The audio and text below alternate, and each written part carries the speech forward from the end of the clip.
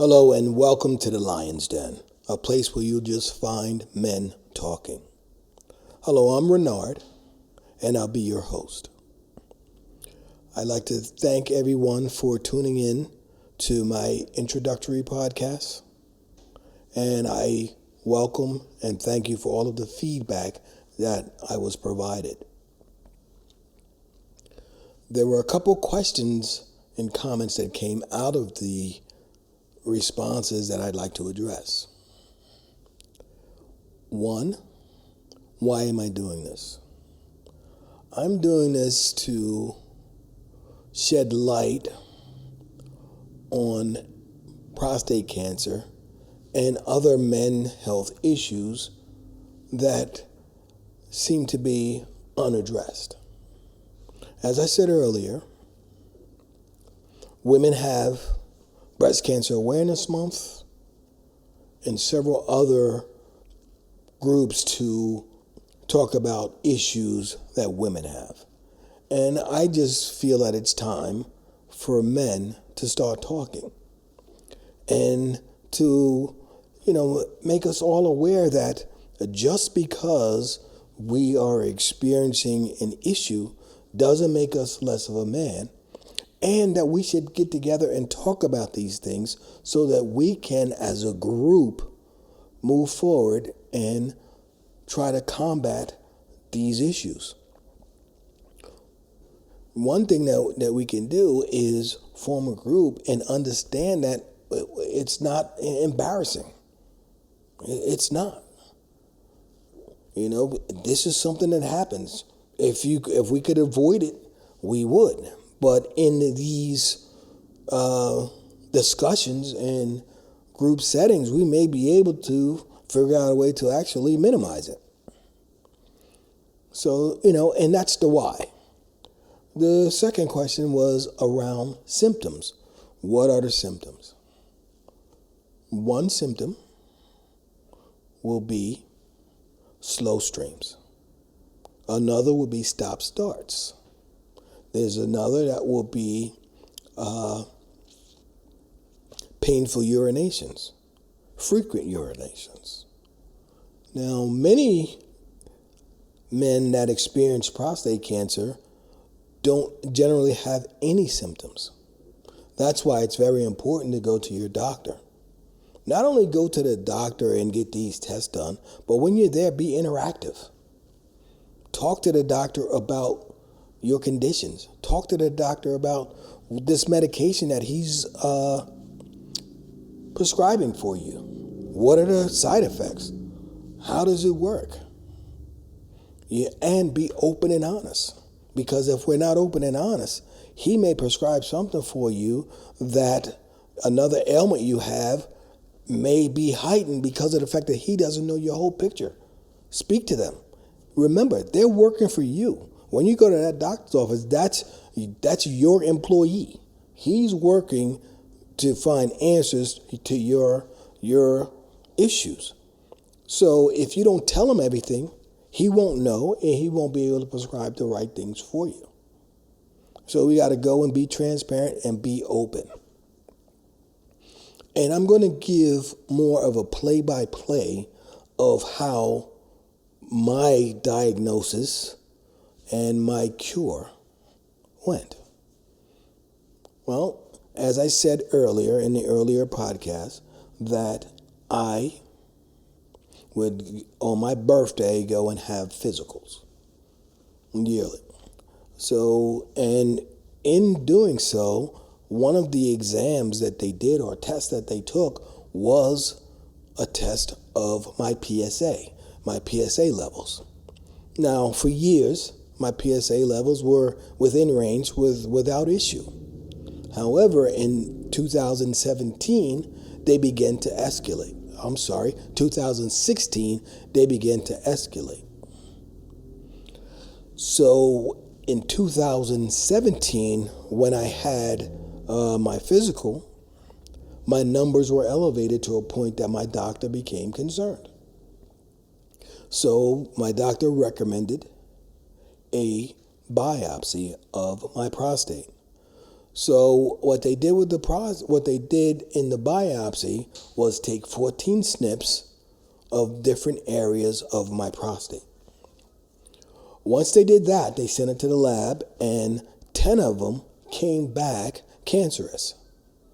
So, of course, I was told of the diagnosis, and I had decisions to make.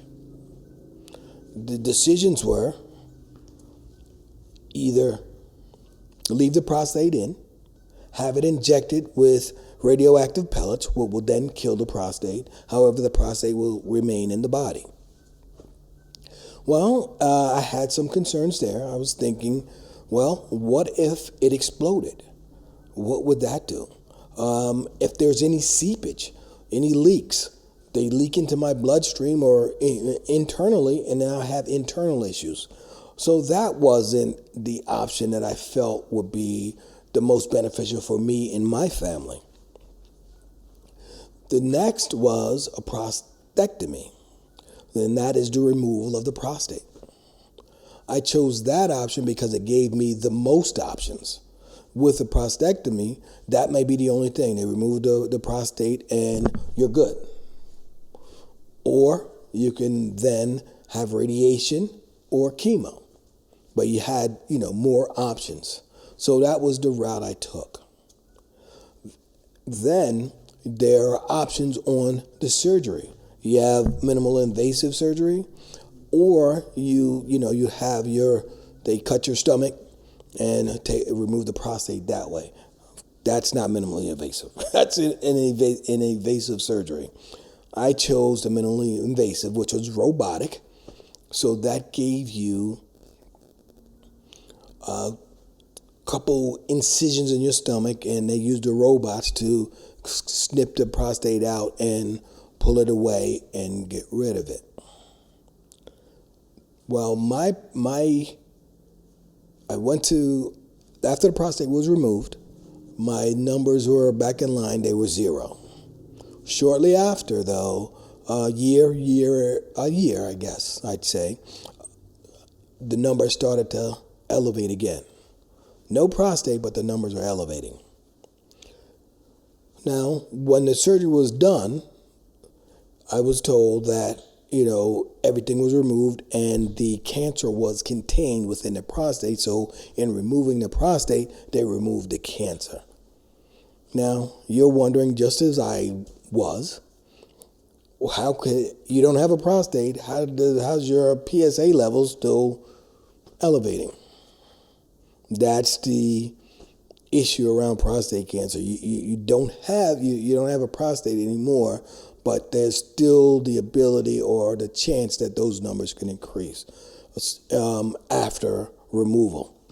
So in that instance, I was offered radiation. And what they did for the radiation, they inserted gold pellets into my body. And those pellets were a target for the radiologists to target to make sure that the radioactive waves that they were putting into my body was in a targeted area and it was getting the areas that was needed. I also became part of a trial, a protocol, if you will, where they would study the procedures that they took for curing my cancer and study how that would work and how it impacted me, so that, in future they would have an idea of how this can help someone else. In doing so, I had, instead of 14 visits, I had 10. Now, the radiation level was slightly higher than they would give a person that's going 14 visits. So with me, with being 10, it was slightly raised. So I guess that was part of the testing that they were doing. Also, in that procedure, they gave me medication to stop my body's natural production of testosterone.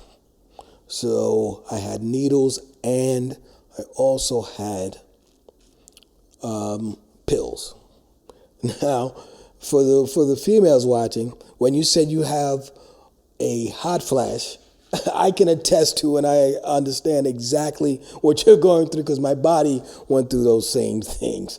So I sympathize with you guys. But back on a serious note, though, so that helped to kill the cancer in my body, and that was a successful trial. And of course, I'm still going through it with my yearly visits now, because it was a period, I think, of a 5 to 7 year period. I don't remember exactly, but I'm getting to the end of it now. So during the surgery, yeah, of course they give you anesthesia and the 9 for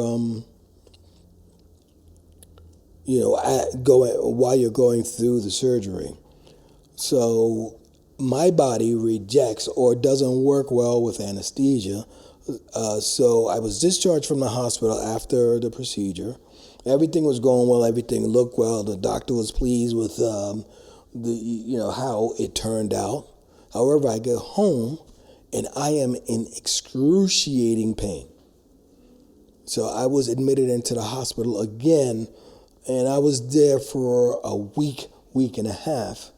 And my mother and sister came up from South Carolina, and during one of my pain episodes, they began to pray for me. They prayed, and it passed. And when I felt pain coming on again, a voice in my head said, breathe.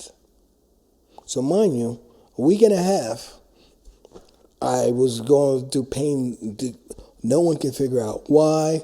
Of course, they were trying to make my body, I'm going to have to be blunt, pass gas or, actually use the bathroom.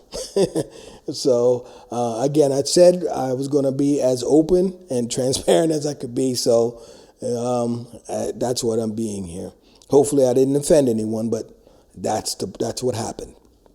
So the voice said to breathe.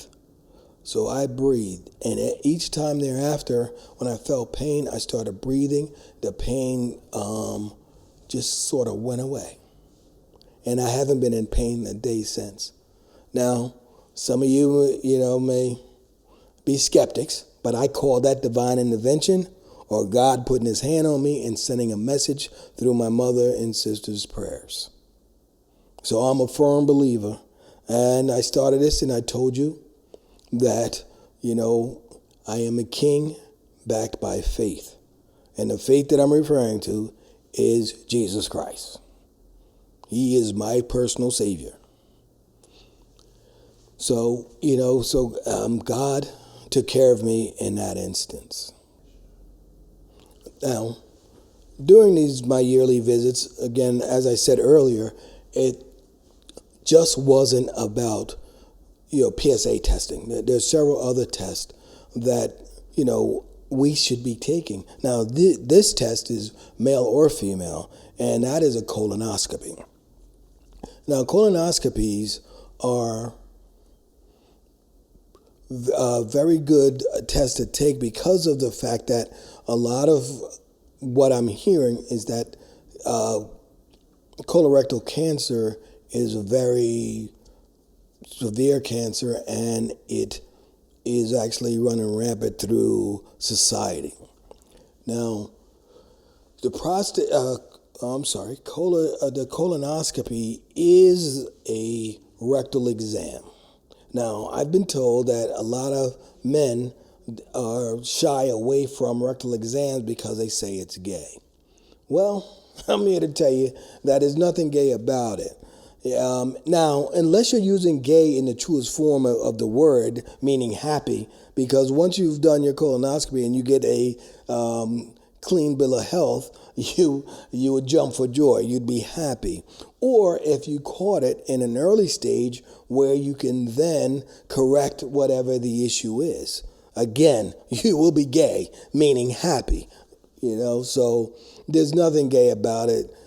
Your health is one of the most important things that you have, and you need to actually take the right course of actions to make sure that you're as healthy as you could possibly be. Don't worry about what anyone else thinks, but you have to be accountable for your well-being and your health. Now, I took a couple of colonoscopies, and I tell a joke that in my last colonoscopy, when after I came to, because during a colonoscopy they do put you out, so you don't know what's going on. There's nothing you know about it. You go to sleep and you wake up and it's done. Well, when I woke up, my doctor was thanking me and smoking a cigarette. So I don't know what went on, but he gave me a clean bill of health. That's a little joke, but to be honest, I didn't feel a thing.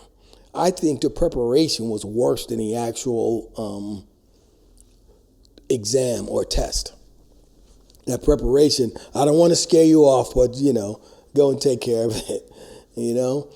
And these things are very traumatic, and you have to be mentally strong to go and take care of yourself. Because there's a mental aspect of everything. If you have a strong mind, you could do anything that you want. So we need to practice mental health. That is another key. You have to be mentally strong, and you and your family could do wondrous things. And it's hard because in erectile dysfunction, it's a mental drain on you. You think about not performing, not satisfying your mate. There's several things that go through your mind. Now, your mate may not even have the same issues in mind. Your mate may be more concerned about your physical well-being than your erection. But you're beating yourself up because you feel that you're less than because you can't or you haven't. But did you do the work? Now, there's several things that you can do that would help you, the way you eat. My doctor told me of a Mediterranean diet. Mediterranean diets are pretty good. There's a vast variety of things that you can eat. Pretty much almost everything that you eat now. It's just the way that it's prepared that makes it different. So, again, there are many delicious things within that diet. However, there's some gross stuff. But, that's just what it is. So you go through and you figure out what it is. And then physical fitness, work out, take walks. Take walks, ride bikes, whatever it takes. But we got to move. We can't just sit still and expect things to be better. You have to do it. You have to do it. And, you have these, and another issue along with your mental health is that you worry about what other people do or other people say or think. It doesn't matter what they do or what they think. What matters is that you're healthy and you're walking around happy, and you're able to interact with your family, your children, your wife, your husband, whatever your case may be. But without strength of mind, you'll have difficulties. Now, and don't shy away from therapy either. I went and I saw a therapist, and she helped me a lot. And today, you don't even have to go into the office. You could do it virtually. You could do it over the phone, and she won't even know who you are, or he, or whoever your therapist is. They won't even know who you are, and you could be as open as possible, and no one knows who you are. So that's another way to combat mental issues or mental fatigue, or just someone to talk to that you feel that you can confide in, that whatever you're saying doesn't end up in the local news, so to speak, meaning your your group, someone talking about it, because our mind plays tricks on us, and we believe that people are talking about us that don't even care one way or the other. You think that someone knows something about your personal life that you didn't tell them, someone else told them, or you may, you didn't tell anyone, but you just believe that they know because that's what you believe. So your mind is the first thing that you should work on. Now, in my therapist sessions, my therapist gave me several different tools to use, two of which I'll share with you today. One is called the 3 C's. The three C's are, first is catch, check, and change. So you have this thought that's taking you places that, may lead to depression or whatever the case may be, but catch that thought. Check it. Am I making these things up in my head, or is it really happening? What options do I have? And then the third is change. Change that thought. Think about something else. Think about a happy day. Have some happy thoughts. Think about a place that you'd love to go, or that you've been and you enjoyed yourself. Change that thought and then keep moving. The second is stop. The S is stop. T is think. O is options. And P is plan. Stop. When that thought comes on, stop it. Think about it. What triggered it? Why did I have that thought at that point? What is going on that around me that caused me to feel this way or think this way? Then what are my options? What can I do? When this thought comes upon me again, what is it I can do? And plan. So when this comes on you again, then you have an action plan on what you're going to do to combat it. Those are, two simple ways to get around, these issues, your mind playing tricks on you. And always be you. Because every party you go to, you're coming. So you can only be you. And to try to be anything else or anyone else or something other than you, you will be unsuccessful. Because no matter where you go, you coming. These are just some simple ideas and thoughts to take us through. I really believe, though, if we can get out of our own ways, we will be very successful in a lot of the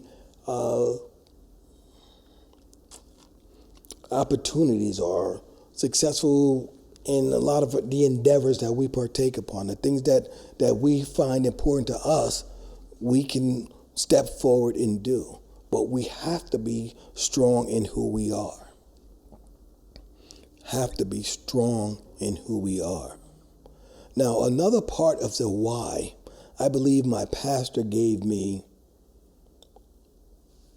a couple weeks ago. He was speaking from the book of John, and it was John chapter 20, verses 24 to 28, where he talked about with Thomas, on resurrection, Thomas didn't believe God was who he was, or he needed proof of such.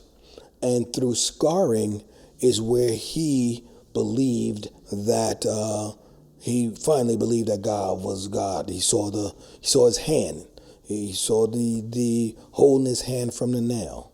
His ribs. He saw that. So he saw the scars. So he finally believed he was who he said he was. So maybe my scarring from my prostate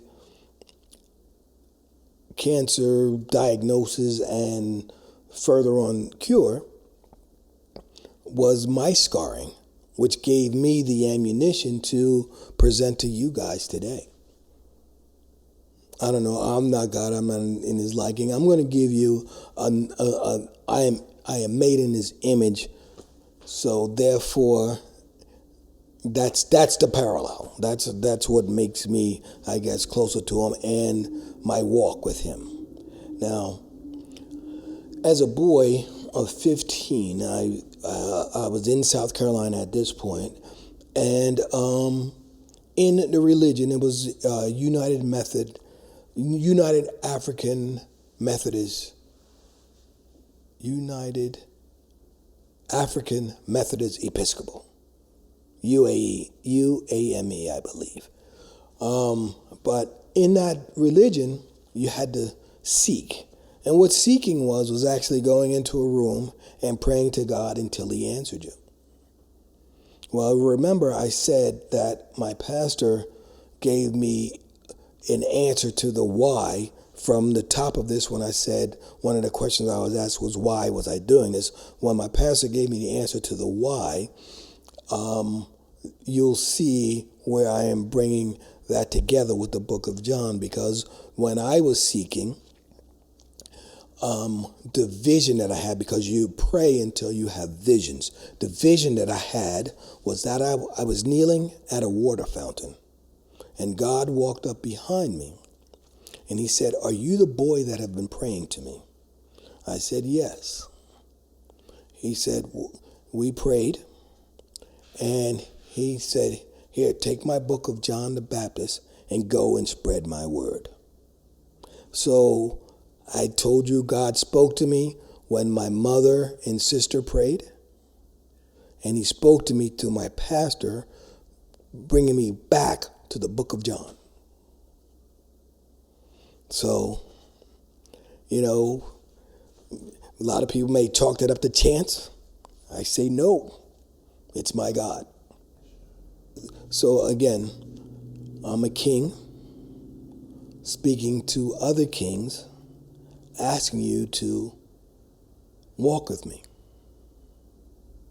talk with me. Let's be good together. Let's move through this life understanding life, living life. Living life because we are healthy, we have strong, sound mind, we're physically fit, and we're ready for the world. We want to put our families first, work through our families, so that our children would come up and they would form their own families. Now, again, earlier I said my father wasn't present in my life, so I did everything in my power to be present in my son's life. They both have their families now, and they're present. So I'm hoping I broke whatever cycle was, set by my father. One of the things that I remember that he said to me is that he thought that when I started having children, that I would understand. Well, that confused me more, because when I saw my sons, it was just a switch went off and I became a father. Now, did I know everything to do? No, but I learned on the job. I look at my boys with their children, and they are pretty good fathers. So, I sit back proud. I'm a proud father raising some boys that are proud fathers. I think, together as men, we can grow and we can be strong. We just got to stop this private, being private, these unwillingness to share things that we've gone through, because you can help someone else. The very thing that you went through may help someone else understand or give them an answer to an issue that they have. But if you keep it bottled up and not provide information, then, no one else will be able to learn from it. I always believe that education is wasted unless it's shared. Share what we know so that we all can grow. I think we're on to a very dynamic, thought-provoking, growth-oriented path here. And I'd like you all to come along with me so that we, as one, can change the trajectory of how health is viewed or how health is not as important as it actually is. Healthy mind, healthy body. There's worlds of things that we can do. We can do so much just being healthy. And I thank you guys. I thank you very, very much. And I'd like to leave you with this quote. I alone cannot change the world, but I can cast a stone across the water to create many ripples. And I'm hoping that I am creating ripples of people just flooding to their doctors, flooding to family gatherings and becoming closer and tighter as a family unit. That quote was by Mother Teresa. Thank you for sitting with me today. I'm Renard. Peace.